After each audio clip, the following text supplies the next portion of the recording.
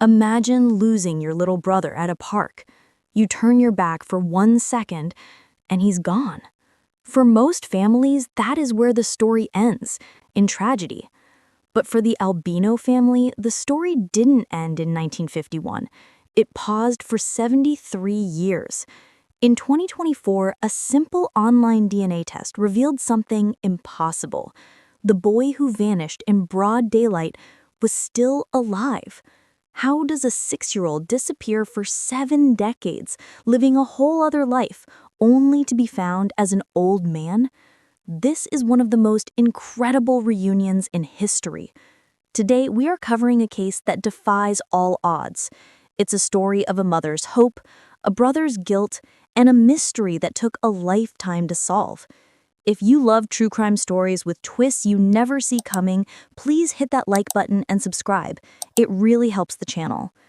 Now, let's go back to where it all started.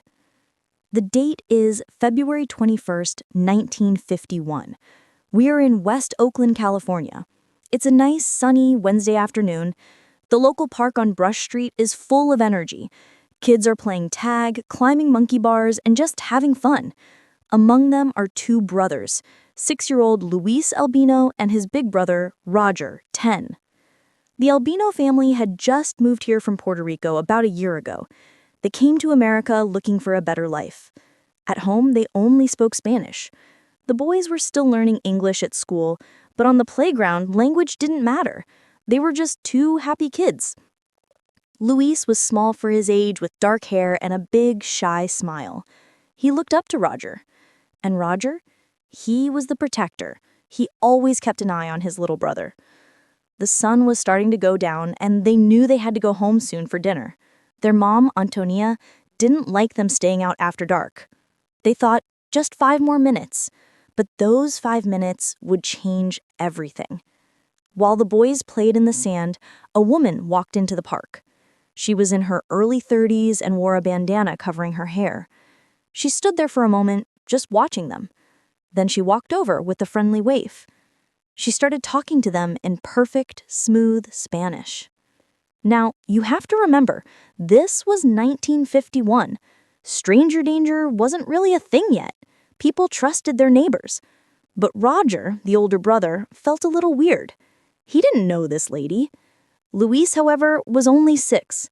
When he heard her speak Spanish, the same language he spoke at home with his mom, he trusted her immediately. She felt familiar. She felt like family. She asked them their names. She smiled. And then she said the magic words, "If you come with me, I'll buy you some candy." Luis's eyes lit up. He was just a little kid, and the promise of sweets was hard to resist. Roger hesitated. His gut told him this was wrong. Why is a stranger offering us candy? But before Roger could stop him, the woman gently took Luis's hand. "Come on, mijo. The store is just over there." Luis stood up and followed her. Roger didn't want to be left behind, so he followed too, walking a few steps back. They left the park. But Roger noticed something scary. The woman was walking fast, very fast. And they weren't walking toward any store. They were walking away from the neighborhood. Roger's heart started pounding. He called out, "Excuse me, where are we going?" The woman didn't stop.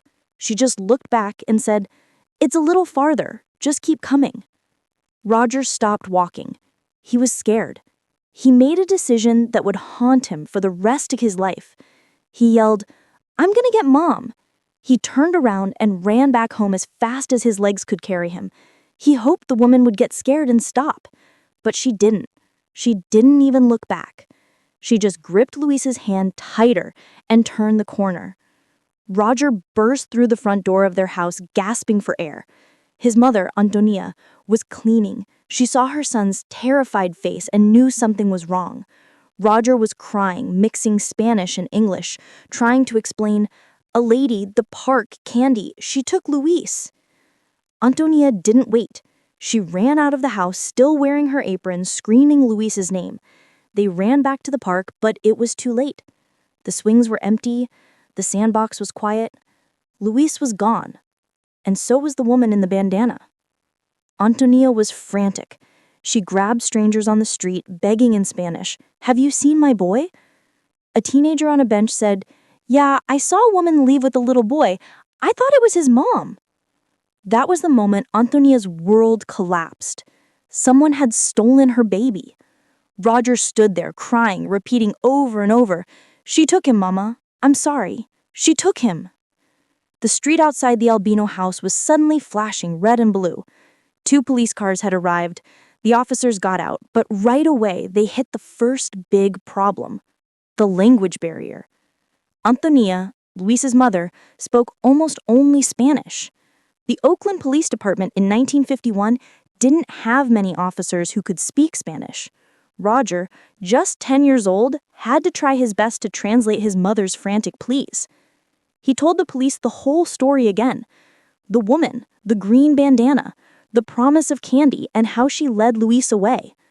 But Roger was scared and crying, and his story sounded wild. The police kept asking him the same questions over and over. Who was she? Did you know her? What exactly did she say? Roger choked back tears and repeated, "She had a green cloth on her head. She spoke Spanish. She said she would buy Luis candy. She was a complete stranger." One of the officers wondered quietly if Roger was making up this strange story. Back then, a stranger kidnapping a child was almost unheard of. They thought maybe Luis had just wandered off. But then another officer looked around the small living room. He saw the family photos, including one of 6-year-old Luis with his gap-toothed smile. This was a real child, now gone. Whether they believed the candy kidnapper story or not, they had to act. Within a few hours, the Oakland police launched a city-wide search. They started at Brush Street Park. Officers crawled through the grass, looking for any dropped toy, any small footprint, or any person who might have seen the woman. They knocked on every door in the neighborhood, asking if anyone had seen a little Puerto Rican boy being led away. Neighbors, alarmed by the commotion, joined in. They grabbed flashlights and started searching nearby alleys and sheds. As the night wore on, Antonia could barely stand. She clutched her rosary beads in one hand and a small photo of Luis in the other. She was stuck between numb shock and sheer terror. Every time she heard a sound outside, she rushed to the door, praying that someone was bringing her son home. But every time, it was just another officer with no news. By midnight, the case was serious.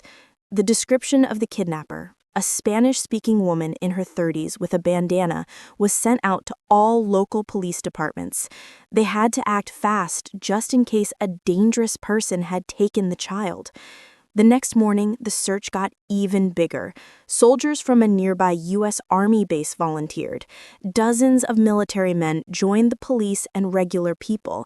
They scoured a 9-block area around the park, checking every backyard, every shed, and every hiding place. In 1951, there was no 911 system and no Amber Alert to instantly spread the word. Instead, the local radio stations picked up the terrifying story: missing 6-year-old boy in West Oakland, possible abduction by a woman in a green bandana. Tips started to come in.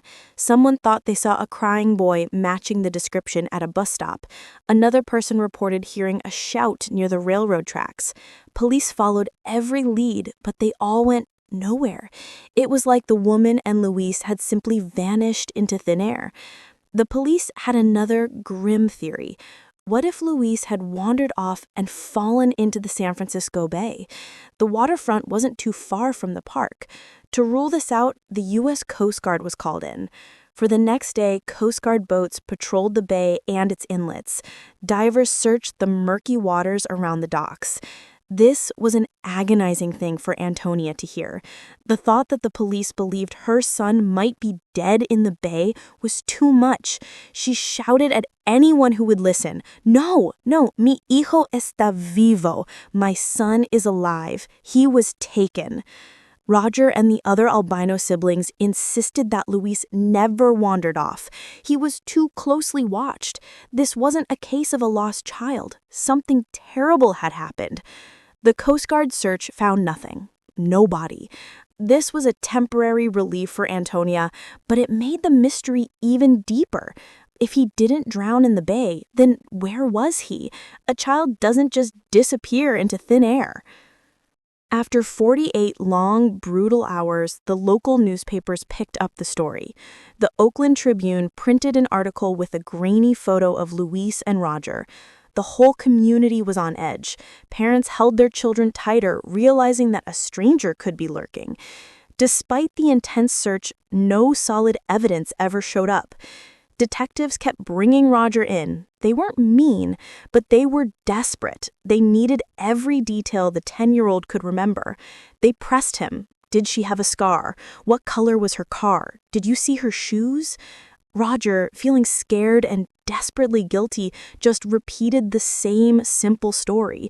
Spanish-speaking woman, bandana, candy, walking fast. That was all he had. Meanwhile, Antonia was living in a nightmare. She barely ate or slept. She spent every waking moment at the police station or out with search parties. Because she couldn't speak English well, she needed a kind neighbor or one of her older kids to translate for her. For the first few weeks, she was at the police station every single morning.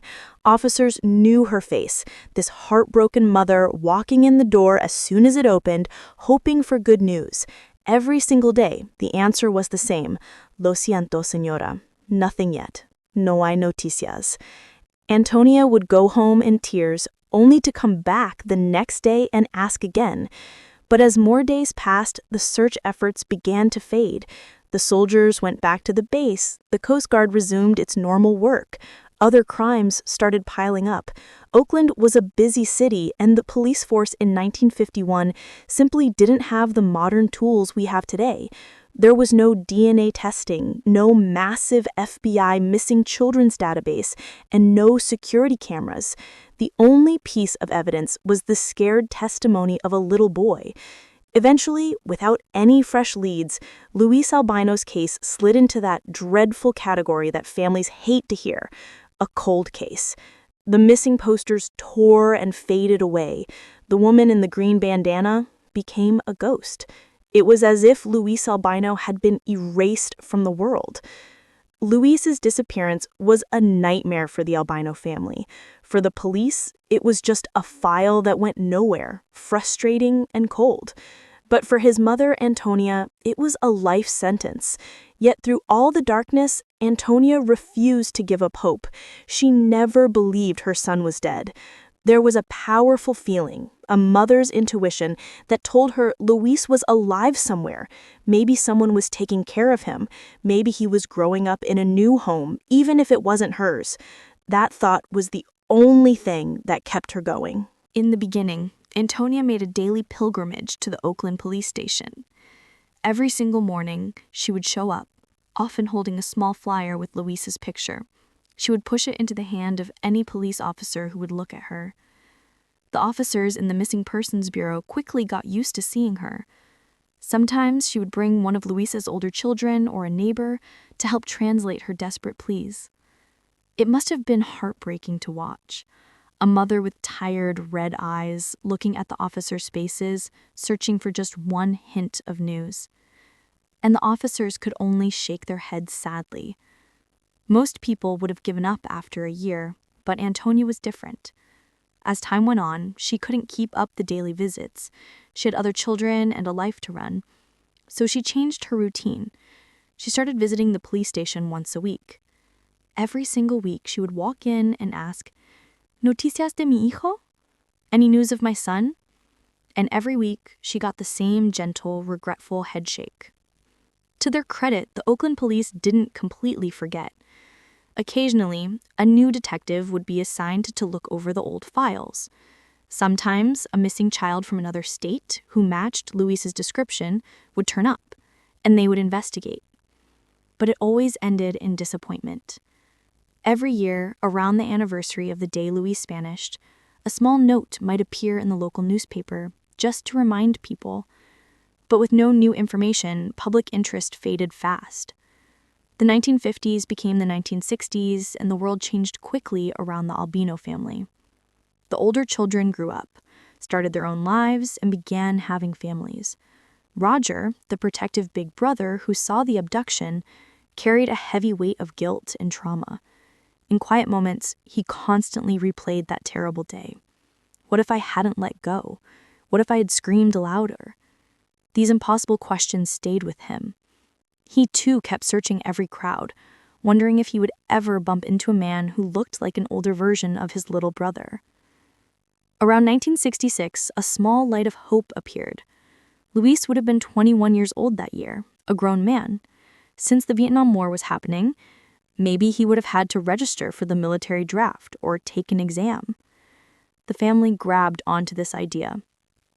Maybe a 21-year-old man with Luis's name or birthday would show up in government records.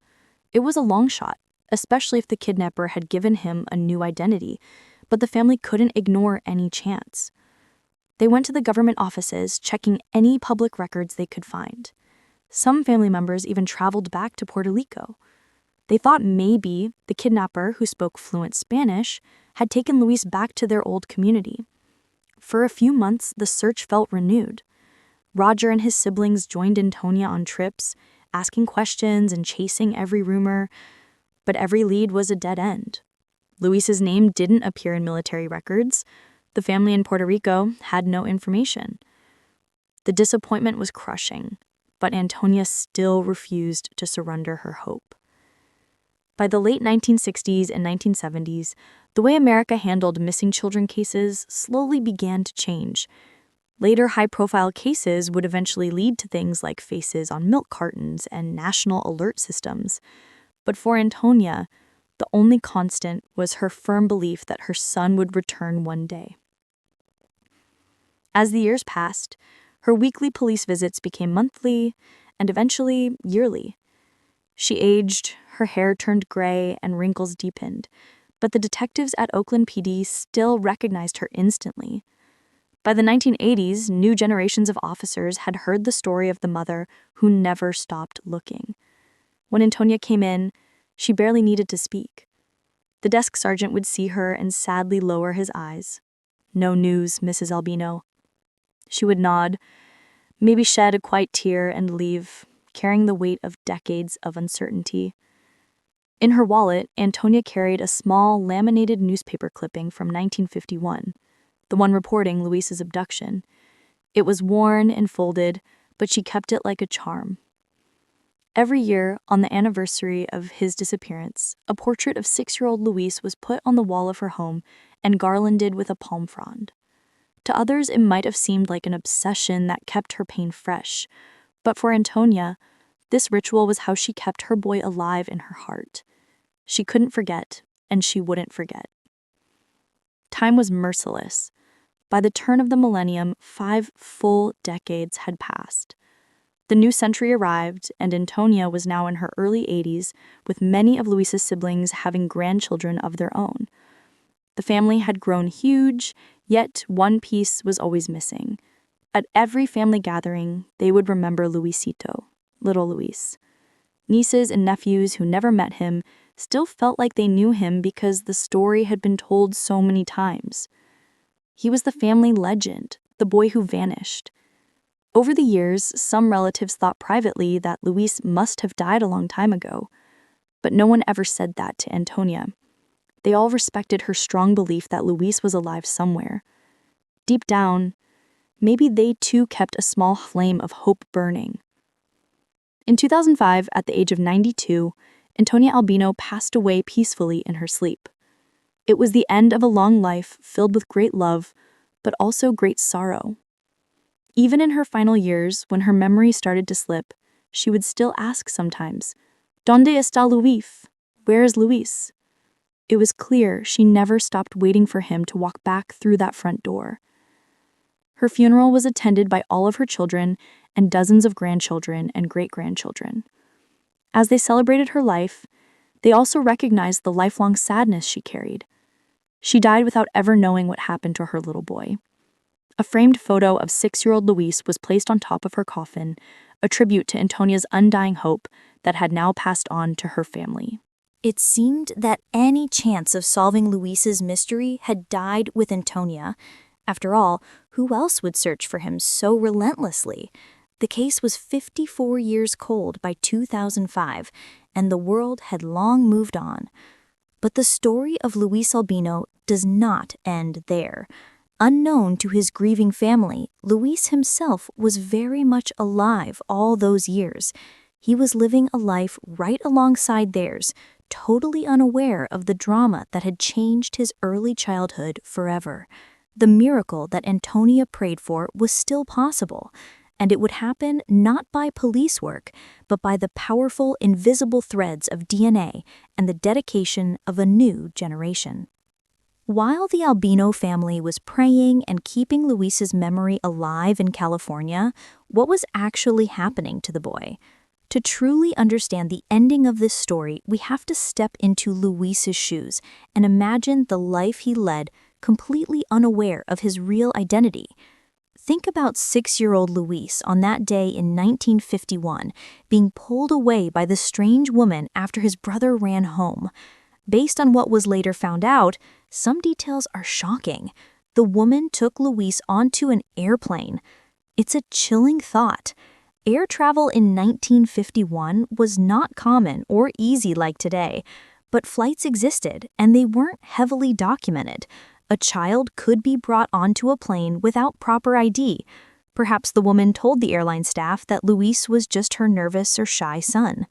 If Luis cried for his mother, the woman either comforted him or used threats to keep him quiet.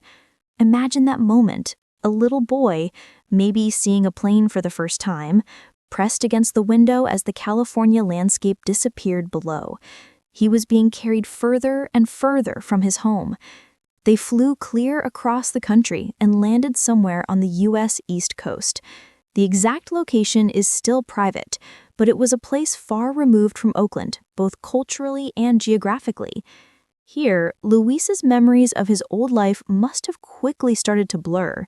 At 6, if he spoke mostly Spanish and was suddenly dropped into an English-only environment, that confusion and isolation would have been huge.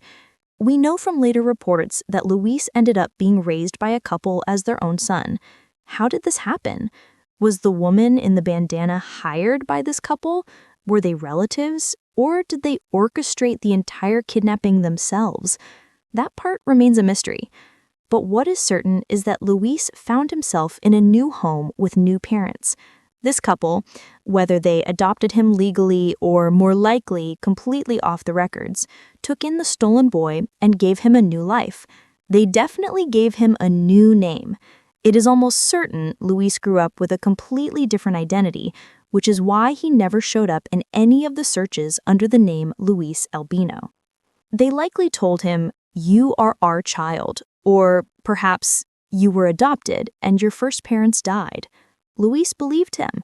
By all accounts, he believed these were his real parents, and he had no idea that a crime was committed. We have to wonder, did the 6-year-old Luis remember anything? Did he remember the warm weather of Puerto Rico, where he was born? Did he remember his mother's face or Roger's laughter? At age 6, kids have solid memories, but trauma and time can make them fade, especially if they are not reinforced.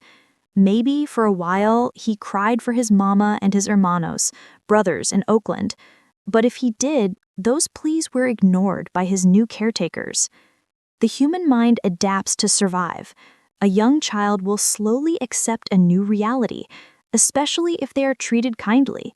It seems that apart from the original sin of stealing him, his new parents raised him well enough. So, Luis grew up on the East Coast. He went to school, made friends, and learned to speak perfect English, likely losing most of his Spanish. He celebrated his birthdays, never knowing his real family was saying prayers for him on that exact same day.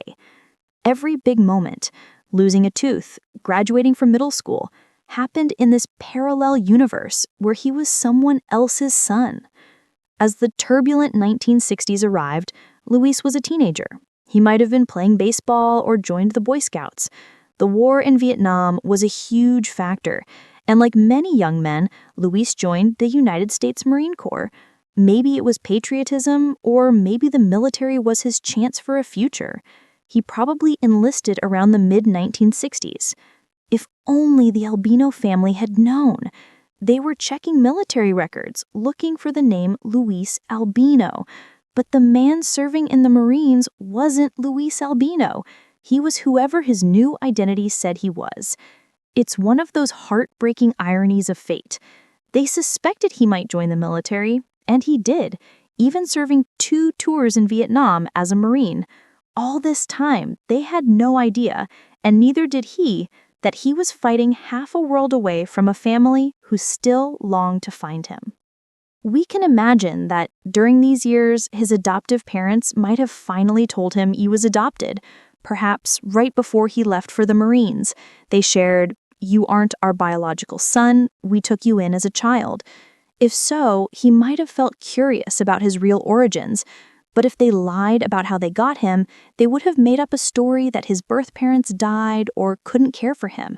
That story would have closed the door on him ever searching. And if they never told him anything, he would have continued believing he was born to them, giving him no reason to dig into his past. After serving bravely in Vietnam twice, Luis returned to the States as a veteran. He built a good life for himself. He became a firefighter, a career that shows courage and service. This was a man who ran toward danger to help others, completely unaware that once danger had come for him in the form of a stranger in a park. By the 1970s and 1980s, Luis was settling down. He got married and started his own family. Children were born, making him a father and eventually a grandfather. These children and grandchildren grew up loving a kind, brave man who they knew simply as their dad or grandpa. They were totally unaware of the extraordinary twist of fate in his background. From the outside, Luis's life looked entirely ordinary, even great. A military veteran, a firefighter, a family man. There was no cloud of mystery around him. He likely never felt the need to contact an adoption agency or search for biological family because he either didn't know he was missing one or he had been told there was no one left to find. Through all these years, he was living happily with a loving family, just not the one he was born into. It's a bittersweet thought. While Antonia was praying daily for her son's well-being across the country, Luis was indeed alive and well. Perhaps he experienced moments of unexplained sadness or a feeling that something was missing without knowing why. Or maybe he felt completely happy, which, in a way, was a blessing. He was spared the pain of knowing he had been kidnapped. By 2020, Luis was about 74 or 75 years old. He was likely retired after decades of firefighting. Perhaps he was enjoying a quiet life, tending a garden or spoiling his grandkids. He was completely unaware that back in California, a large extended family still occasionally whispered his name and wondered what became of him. Luis had lived a full, long life, but the final chapter was about to open, bringing a reckoning of his past that he never saw coming. And it would start with a simple, fun decision made by someone he'd never met, his niece Aletta. The year was 2020. The world was dealing with the pandemic. Many people were isolated at home, and many started looking into hobbies like genealogy, studying family history. Aletta Alcalino, a 63-year-old woman living in the Bay Area, was one of them. Aletta was one of Antonia's granddaughters, the daughter of one of Luis's siblings. All her life, Aletta had heard the haunting family legend of Uncle Luis, who went missing as a little boy.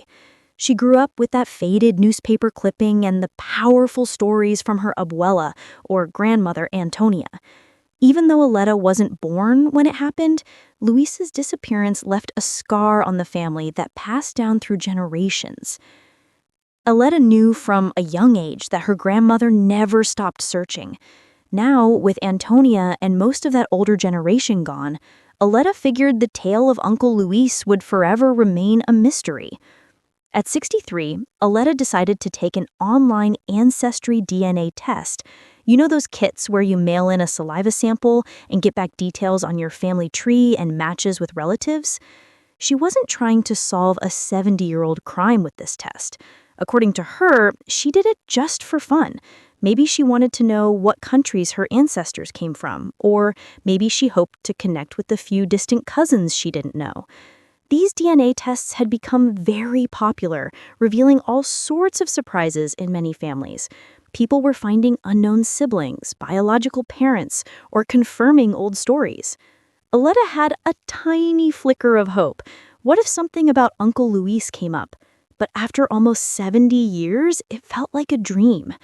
She sent off her saliva sample and waited patiently. When Aletta finally received her DNA results online, she started scrolling through the report. She expected to see a list of ethnic percentages and maybe some distant cousins, but her eyes suddenly went wide. She saw something completely unexpected, a close family match with an unknown man. The website showed that she shared about 22% of her DNA with this person. That percentage is huge. In family tree terms, sharing 25% of DNA usually means a first-degree relative, like a grandparent, grandchild, or a full uncle or aunt. A 22% match was just below that, but definitely in the range for an uncle or a half-uncle. Aletta's heart skipped a beat. Could this be him? Could this be Uncle Luis? She checked the information again.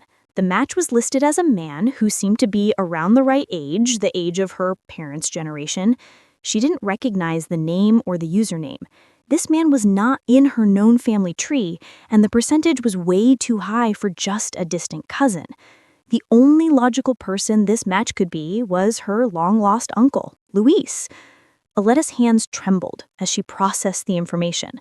After almost 70 years, could it be true that Luis was not only alive, but had also, maybe unknowingly, taken a DNA test that ended up in the same database? It was highly likely that the man who tested was Luis himself, or maybe a full sibling of Luis, but Aletta knew no other missing siblings. If one of Luis's children had tested, the percentage would be much lower. The DNA was speaking loudly. This was an extremely close relative. With a mix of disbelief and excitement, Aletta quickly composed a message through the DNA service to this mystery man. She probably wrote something simple. "Hello, we have a very significant DNA match. I am searching for information about my family. Do you know of any relatives from Puerto Rico or anyone who was adopted? Please contact me." She hit send and waited, hoping this was the breakthrough her grandmother had always dreamed of. Days passed, then weeks. No response. Aletta checked the website constantly looking for a reply, but nothing.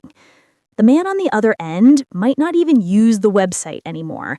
Many people mail in the test, glance at the results, and never log in again.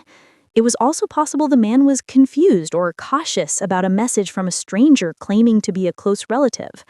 Aletta was left with a frustrating silence. Was this truly her missing uncle? If so, how could she reach him?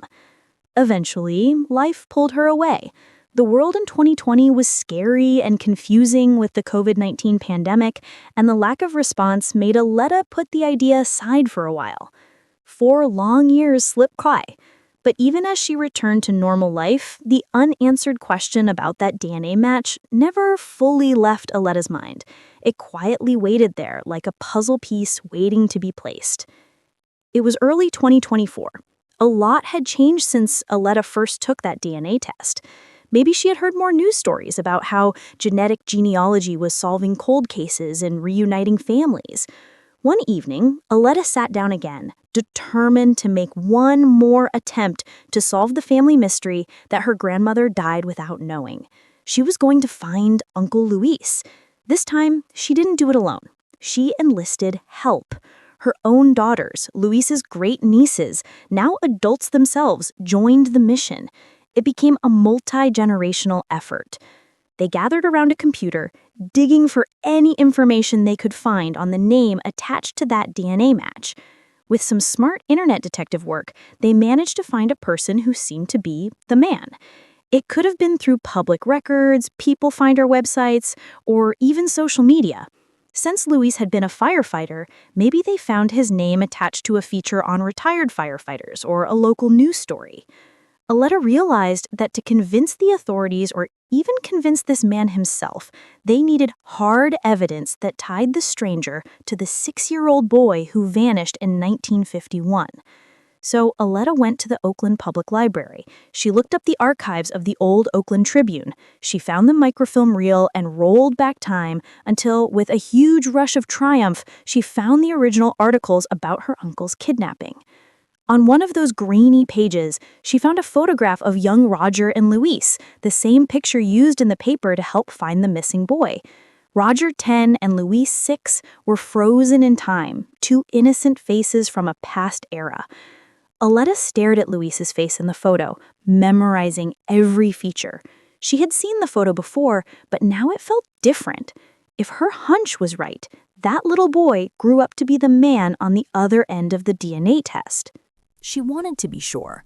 She took whatever information she had found about the mystery man, a name and maybe a picture from the internet. She carefully compared that modern image of the 70-something-year-old man to the cherished childhood photo of Luis. It seems impossible to connect a 6-year-old's face to a 70-year-old's face, but family resemblances have a way of lasting. Maybe Aletta noticed that the older man's eyes or the shape of his nose looked exactly like her own mother or other relatives. Maybe he had the distinct Albino family smile. She now had the DNA link and a potential visual link. The puzzle was almost complete. Her conviction solidified. This had to be him.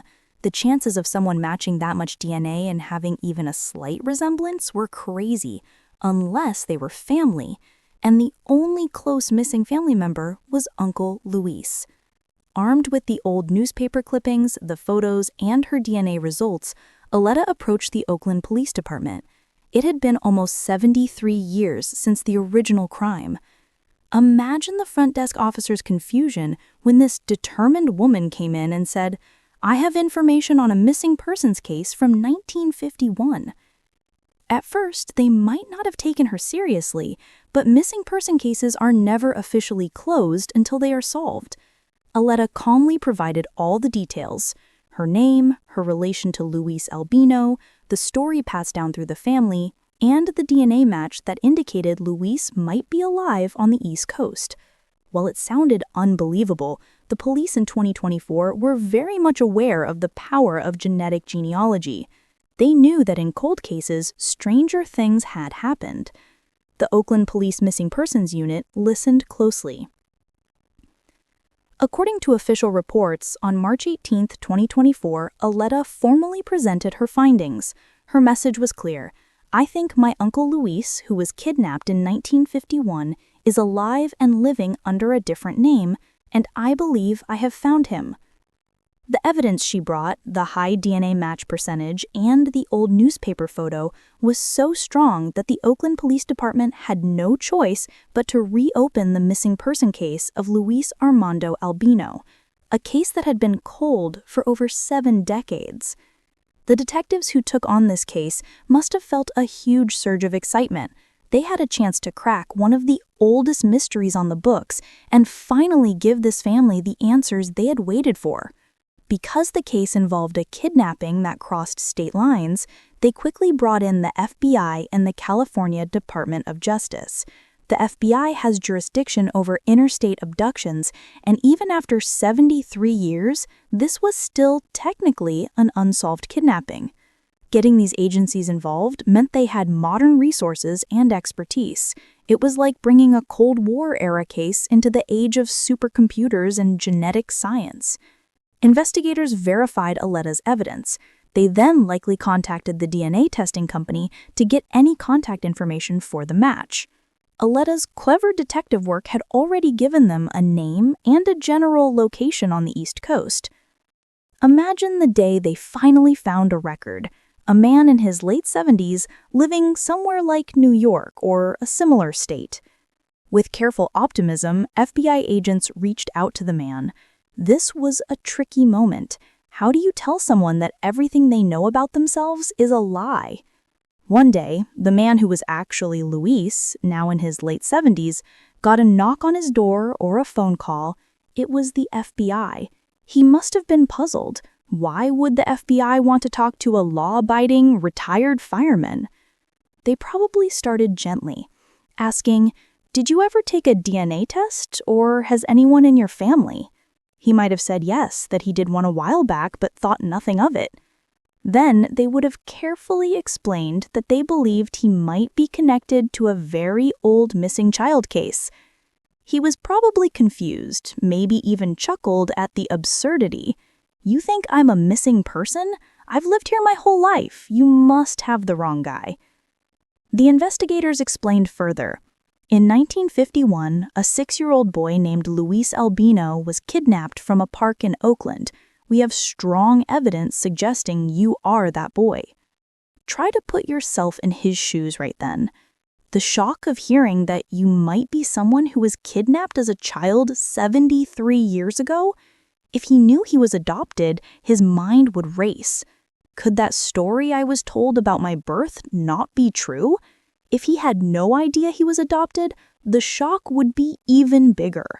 Perhaps he laughed it off at first, but the agents presented something convincing.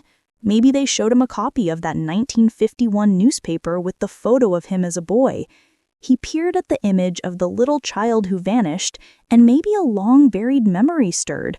Or maybe it was simply the strange feeling of seeing his own 6-year-old face. Inevitably, they asked for his cooperation to confirm everything via DNA. At this point, he agreed. Maybe he still thought it was unreal, but what was the harm in a test? A simple cheek swab was taken. The police already had a DNA sample from one of Luis's sisters, Aletta's mother, who was still alive. The DNA analysis came back quickly and conclusively proved that he was indeed the biological son of Antonia Albino and the brother to Roger and the others. In other words, he was Luis Armando Albino. What an unbelievable moment that must have been when the results came in. For the investigators, it was a moment of triumph. They had found a 6-year-old missing child who was now a living senior. For Aletta and her family back in California, it was like hearing someone had found a ghost, alive. They knew in their hearts he was alive, but to actually get that confirmation was overwhelming. On June 20th, 2024, Aletta got the call she had been waiting for. The investigators informed her and her mother, Luis's sister, that Luis had been found alive. Aletta later recalled that she and her mother managed to stay calm while the officials were there. But once the officers left, they broke down in tears of joy, hugging each other and crying, "We found him! We found him!" It was a moment Aletta described as a miracle, the fulfillment of a hope that had lasted over 7 decades. The process that followed the DNA confirmation was an emotional whirlwind, full of preparations and disbelief. They finally had a name and contact for Luis, but he himself was processing a lifetime of lies and a completely new reality. Did he immediately agree to meet his birth family? From all accounts, yes. He was open and even grateful.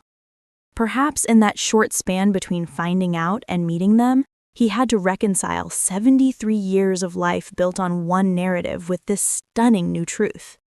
He might have felt shock, curiosity, maybe anger toward those who took him, or confusion about what to call himself now. But above all, he must have felt a strange, overwhelming excitement. He had blood relatives he never knew, and they had been looking for him for decades. Just days after the confirmation, arrangements were made for a reunion. The FBI and local authorities helped coordinate everything, trying to maintain some privacy, though the media attention would soon become unavoidable. On June 24th, 2024, a plane landed in Oakland. It was a poetic, full-circle moment. A plane had taken him away from Oakland decades ago, and now a plane brought him back. Luis, about 79 years old, stepped off, possibly with one or more of his children by his side for support. What was going through his mind as he took in the sights of California? This might have been his first time back since 1951. The smells, the light, the atmosphere might have felt oddly familiar or entirely new. At a private location, perhaps Alita's home, the relatives gathered, buzzing with anticipation and nerves. There were many people, siblings, nieces, nephews, and their children. Luis was originally one of 6 siblings, and though only a few might still be alive, the Albino clan was huge. They knew Roger, now 83, was definitely waiting. Aletta was there, the woman who cracked the case. Her mother, Luis's sister, was there, around 86 years old, her heart pounding at the thought of meeting the baby brother she never thought she'd see again. The door opened, and Luis walked in. Alita saw the man she only knew from an old photo and that one match on a computer screen. She has described the moment simply. Luis walked right up to her, immediately gave her a hug, kissed her on the cheek, and said, "Thank you for finding me." Such a simple statement, but it held a world of meaning. Luis in that moment understood that he had been lost, and someone had cared enough to look for him and bring him home. He was expressing gratitude as if she had rescued him. Being found reconnected him with his identity and heritage in a way he never knew was missing. Tears streamed freely as Alita introduced him to the other relatives. They brought out photo albums, eager to share with him pictures of the mother he barely remembered, pictures of his father or grandparents. They told him stories about his siblings growing up. Luis must have been stunned to find out how large his birth family was. Not long after this initial meeting in Oakland, the next day they traveled to meet Roger, the brother whose quick thinking and courage back in 1951 set this whole saga in motion, and who had carried the burden of that day for so long. Roger was living in Stanislaus County, California, a couple of hours away from Oakland in the Central Valley. It was known that Roger's health was fragile at this time. He would pass away not long after. Alita drove Luis and her mother out to Roger's home. One can imagine the quiet car ride, the emotional tension building. Roger presumably knew his brother was alive now and coming.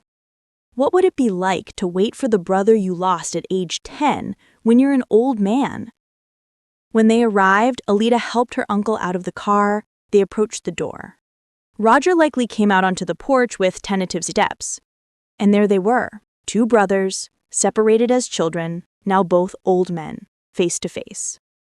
Roger looked into Luis's eyes and perhaps even after all these years, saw the little brother he once chased around the park.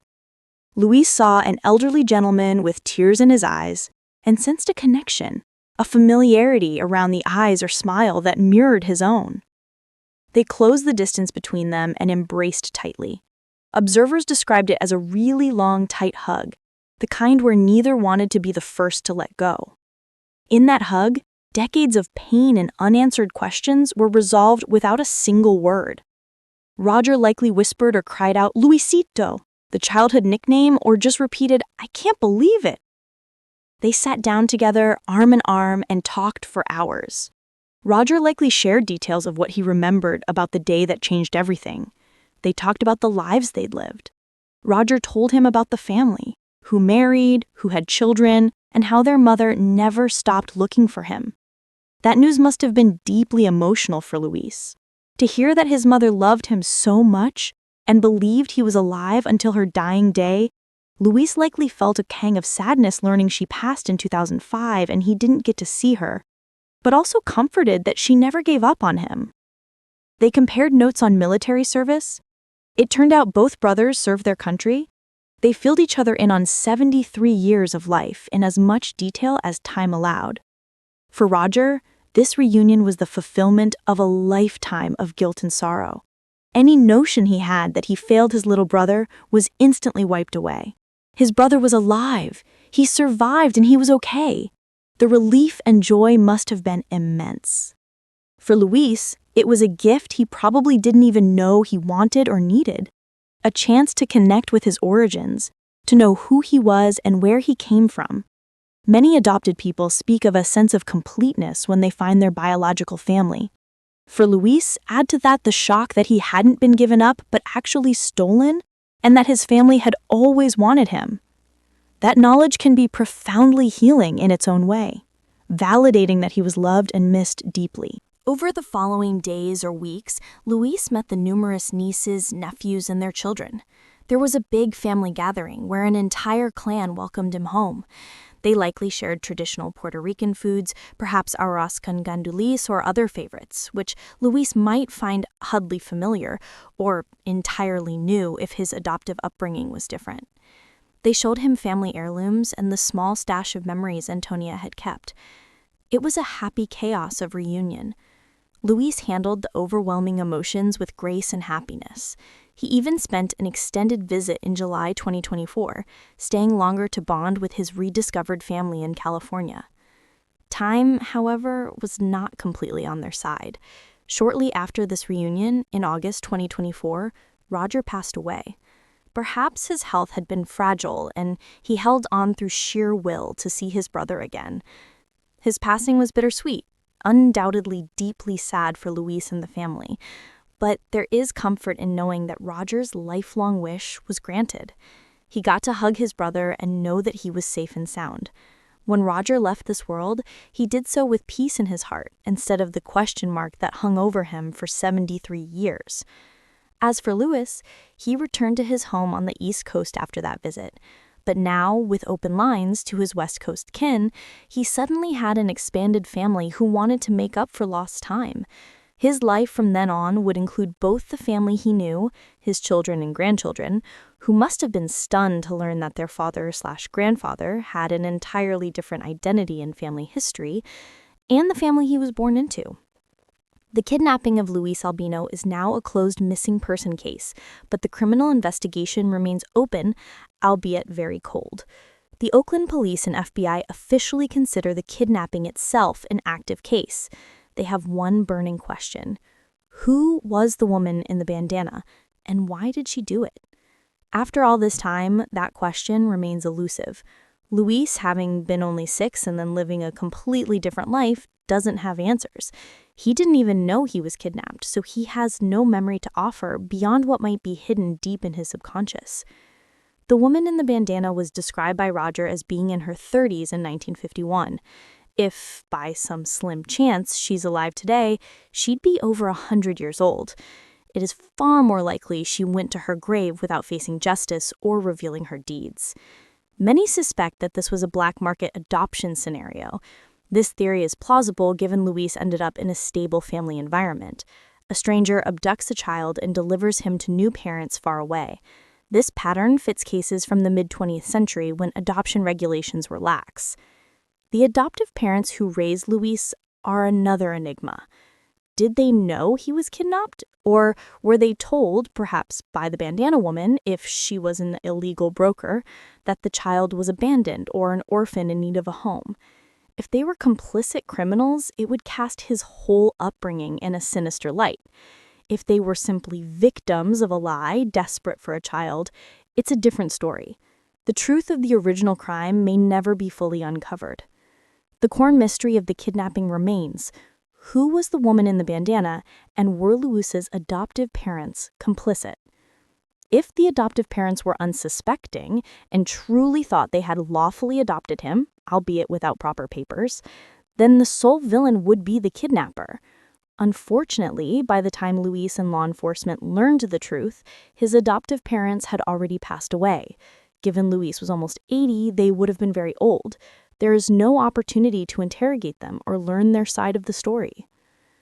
It's haunting to think that somewhere in old Oakland police files, there's a brief description of the suspect, a woman in her 30s wearing a bandana, Spanish-speaking, that was never matched to anyone at the time.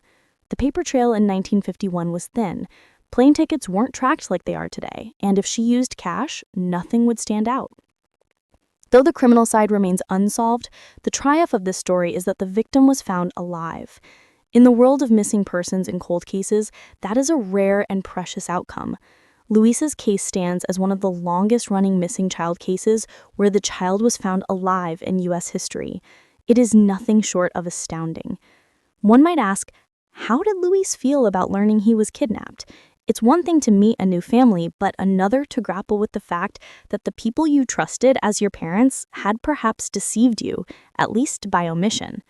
From what has been said publicly, Luis seemed to handle it with grace and gratitude.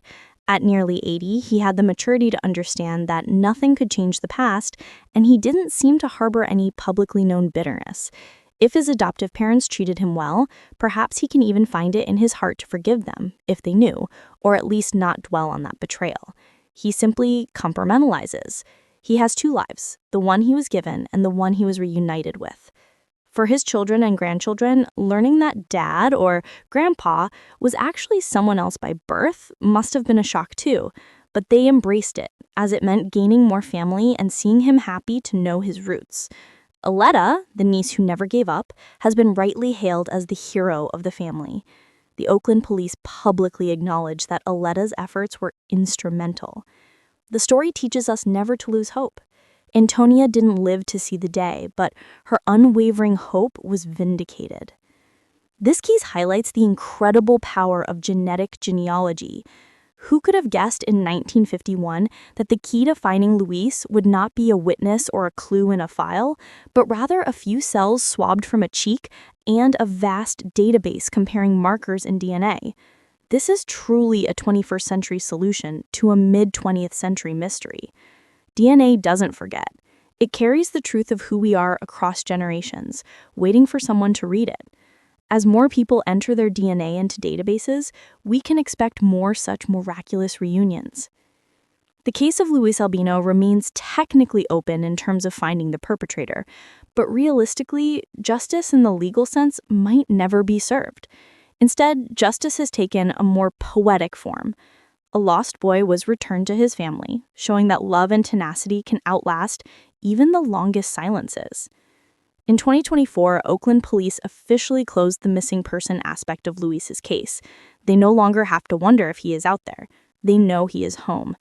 They did keep the kidnapping case active, meaning if any leads about the kidnapper or accomplices ever surface, they would investigate. But every passing day makes that prospect less likely. The story of Luis Albino does not feel incomplete. It has a beginning shrouded in fear, a long middle of unanswered prayers, and an ending filled with warmth, tears, and hugs. An ending Antonia dreamed of, one Roger waited a lifetime for, and one Luis never expected. 73 years is an unfathomably long time to be missing, but as this incredible true story proves, it's never too late for a miracle. Luis Armando Albino's journey home was overdue by a lifetime, but it arrived at last. His story will go down in history as a testament to a family's unwavering hope and the remarkable science that finally reunited them.